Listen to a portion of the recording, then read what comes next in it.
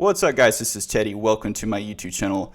This video I'm going to be talking about one of the most underrated data structures in all of software development, and that is going to be the hash table. The hash table is a very simple concept. It's just an array with key value pairs that it kind of has like a hash function strapped onto it, if that makes sense. I literally just kind of made that up, but we're gonna go with it. So very similar to arrays, but they are another important aspect is that they're unordered. Like you're not going to be doing any sorting. You would think if there is just like this magical data structure that has everything ON, maybe it's sorted, but it's actually not sorted. And hash tables are fast for everything. They're fast for finding, they're fast for adding, they're fast for removing, but they have disadvantages.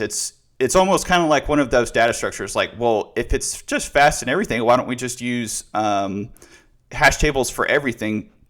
The disadvantages of hash tables, and one of the things that you're going to have to watch out for is collisions and load factor issues. And basically, that's a very fancy way of saying you can't have too much. The more data that a hash table has, the more likely it is to degrade, or the more likely it is to shift from O1 to an algorithm that's N. And if you have like a really good hash, you could try to combat this, and you can do all of these things with load factor and all these algorithms that prevent collisions. But at the end of the day, there is going to be some degradation. So just remember that as the hash table gets bigger, the more likely it is that it's going to degrade, and that's kind of like the drawback and why we don't use hash tables for everything.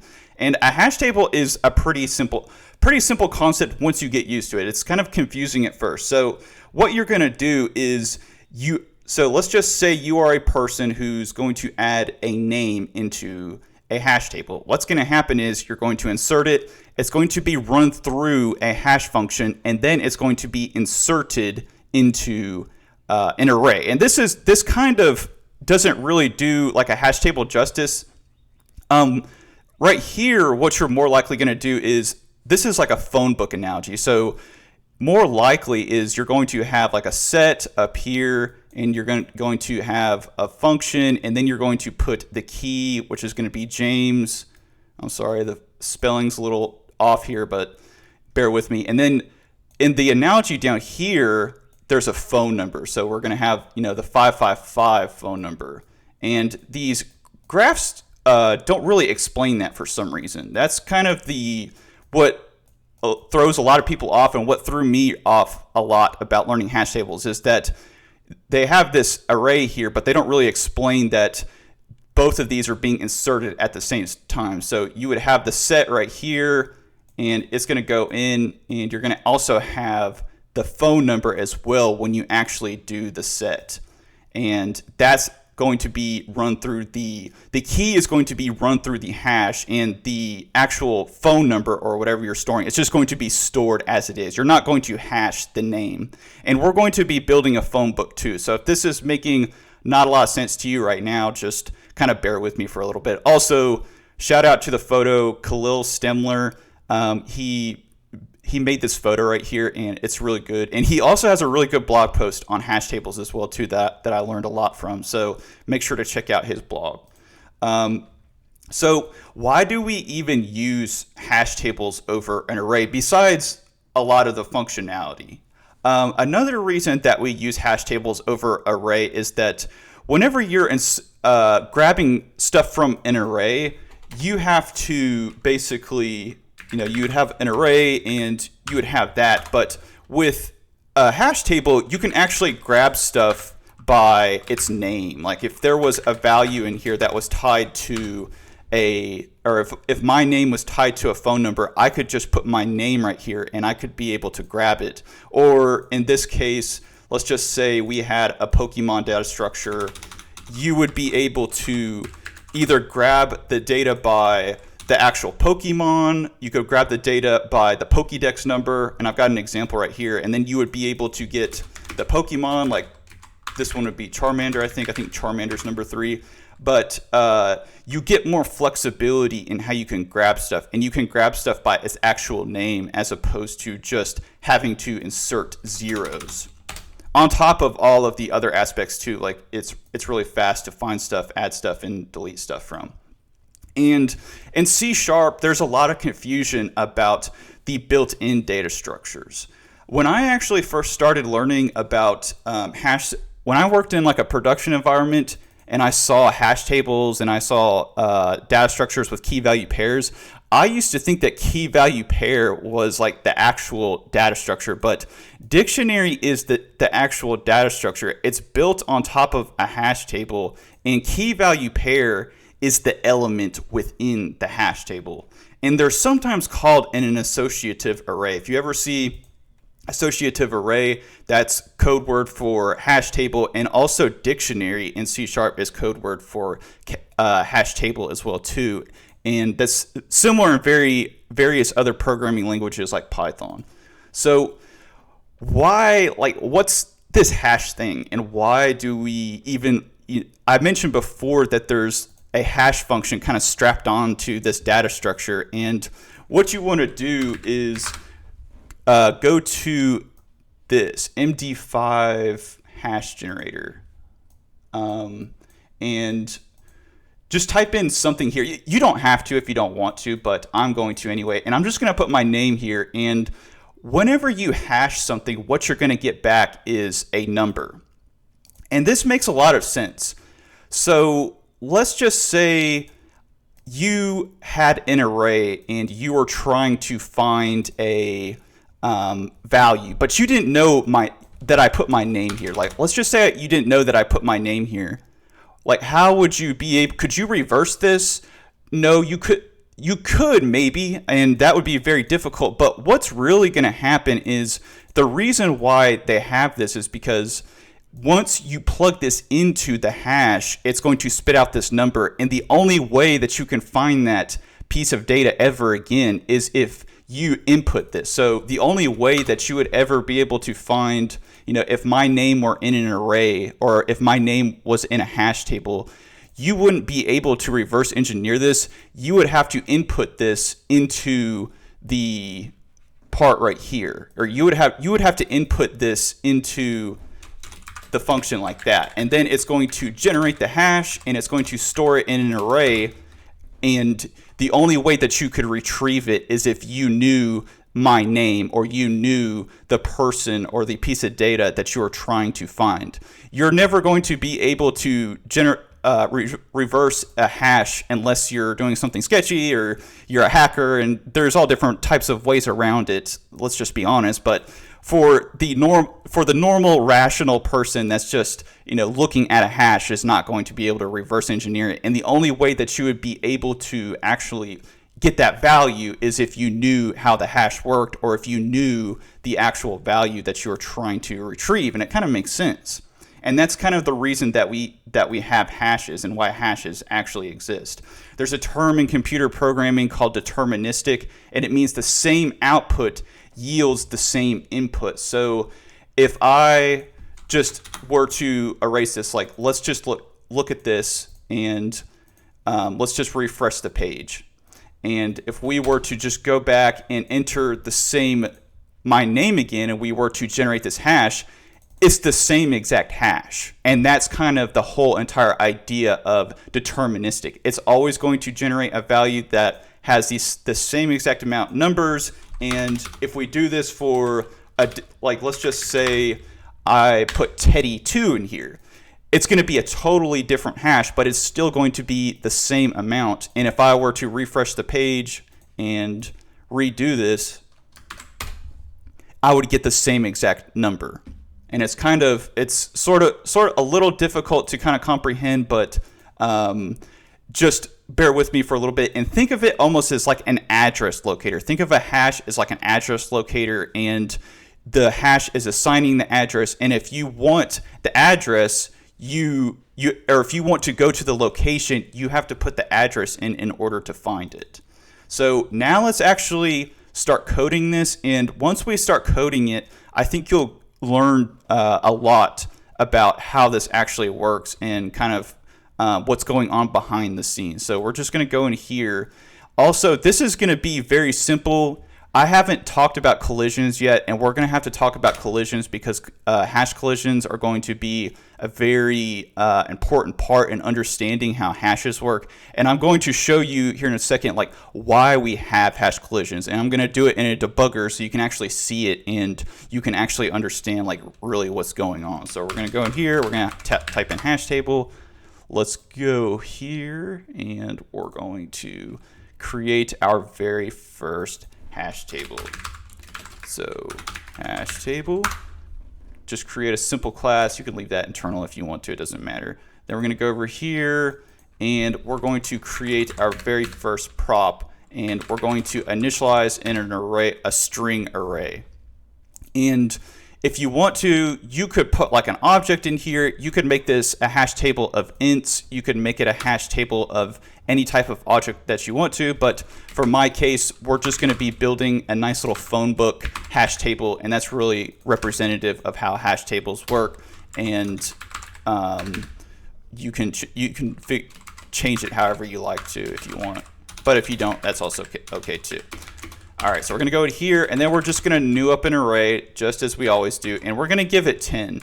You could pass in here, and you could initialize an array for a certain amount of values, but when we start talking about hash collisions, and when we start talking about how we're going to actually deal with this, you don't even need to worry so much about array resizing, because we're going to handle that with algorithms later, and that's kind of one of the beauties of hash tables as well too. So we're going to go here, we're going to go public void, and we're going to set, and we're going to toss in a string and a key, or a key and a string that's a key, and we're going to toss in a string value.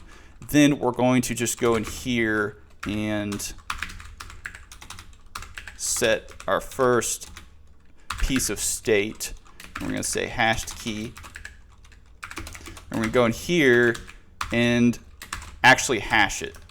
And let's go ahead and go down here. Or let's actually make this up here. I think it's more programming convention to put the private methods up at the top. And we're going to create a private method. And you definitely want this. You definitely want your hash function to be private, because that's not something you want to be shared. You don't want that to be shared with other people. Okay, so we're going to go in here and we're going to pass in the key. So this is key point. This is a very, very weak hashing algorithm. And this is just representative of, this is just for learning. Please do not use this hash table in a real environment. Like I guess you could if you were really just wanted to learn about hashes, but I definitely do not want anybody to be using this hashing algorithm outside of this. So please don't, try to use this in a production environment, because you're going to get this is also part of the learning too, is this is going to be purposely designed to have hashing collisions. So, and that's just kind of just to help you. Okay, so we're going to go in here. Now we're going to go down, and because we're setting, we're going to need to check beforehand if this hash table actually has any values in it. And for now, we're not going to actually worry about any of the collisions. So we're going to go here, go hashed key, and we're going to go null. So go null. Then we're going to go down. Then we're going to go console.write. So console.writeLine. Then we're going to say, sorry, hash collision has occurred. So here, now we're going to go hash table. Then we're going to go ahead, pass in our hash key, and then we're going to pass in the value. So what's happening is, before we set it, it's going to take this key, it's going to hash it. Key is going to be hashed. Then it's going to go down here. It's going to check if there's something in that place in memory that we wanted. And if there's something already there, it's going to say, sorry, a collision has already occurred. But if there isn't, it's going to store the value. And just keep in mind, after this, we are going to start talking about linear probing and hash collisions. So we will deal with the hash collisions in the next video. But right now, let's just kind of get up to speed and learn about how hash tables work. Okay, so the get is going to be a lot easier. So we go in here, because you're just getting and you don't have to actually worry about any hash collisions. And then we're going to pass in the key, and then we're going to go hash table, and congratulations. That is going to be our very first hash table. So we go in here now, we're going to add some values to it, and we're going to see an actual hash collision happen in real time. So we're going to go over here, hash table, and we'll give it that, and we'll go ahead and new it up. Control dot. Okay, so now we're going to set a couple values, and this is really important because this is going to show you how all this it's going to show you how they're inserted and how it's almost like a phone book. It really is almost like a phone book. So we go in here, and I'm just going to give it a bunch of fake numbers. So we're going to go here. We're going to go hash table.set. Then we're going to go, we'll call this Steve. That's my brother's name. And put some fake numbers in here. We're going to call this hash table.set. And then we're going to call this, you give it Jessica. Put in a couple fake phone numbers.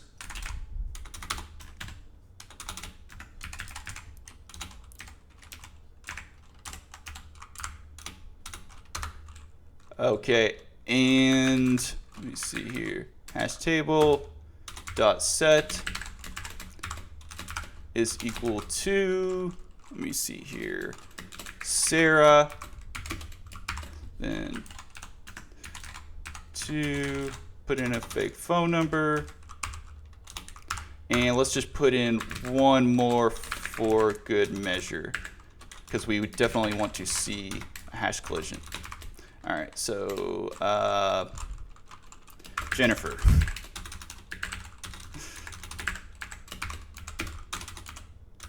So go down.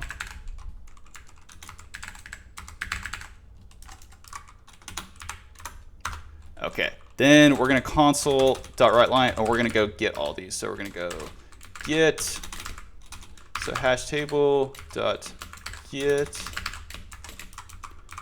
Put that, and when we get, we don't have to actually pass the value. So we're going to go in here, and I'll show you. Let me see.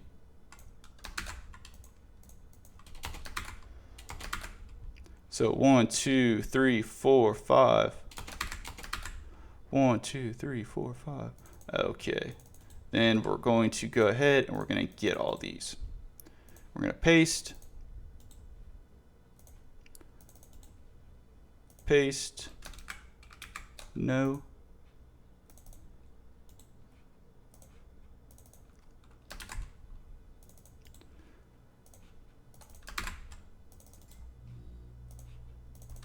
There we go. Okay, so let's go ahead, let's run this. We'll step through the debugger and we'll see what's happening under the hood. Okay, so first thing that happens, we're going to go in. It's going to create our string array. Then we're going to go down and we're just going to step through this thing. Also, we've got all these nice locals down here, and we can see what's happening as these values are added. So we're going to go in. Our key is going to be Teddy, our value, and we're going to step through. So first thing is the key is going to be hashed.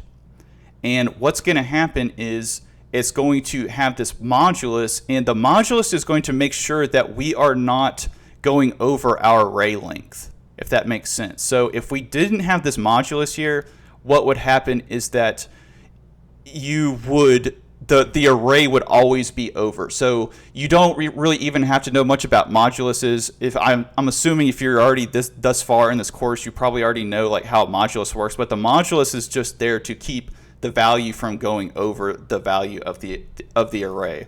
So we go down here, and the hashed key that's going to be generated is going to be 0, and there's nothing of value in that part of the array. So we will go down, and actually I'm going to set some watches for this because it keeps closing all of them.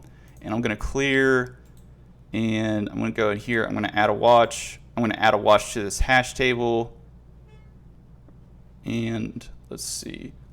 We're just going to watch this thing happen. Okay, so that was the very first value.